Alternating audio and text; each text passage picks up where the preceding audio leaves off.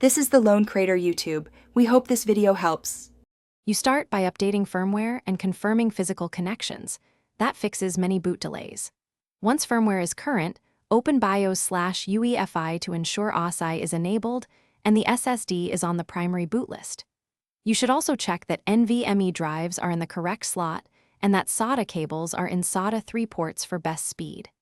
If secure boot or legacy modes conflict, switch to UEFI with CSM off. This prevents handshakes that slow boot. Next, you optimize software layers that influence boot.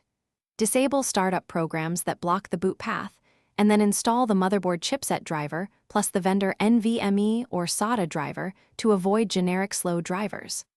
Once drivers are in place, enable trim to maintain SSD performance and verify partition alignment using disk utilities. You should also check power management. Set PCIe link state and sleep states to balanced. After these changes, reboot. To finish, repair the OS and validate hardware. Run SFC and DISM to fix corrupted boot files, and then test a clean Windows install on the SSD if slow boot remains. If a fresh install boots quickly, migrate data and keep the clean system. If it still boots slowly, run the manufacturer's diagnostic tool to check smart and performance. If tests show failure or inconsistent speeds, contact support for RMA.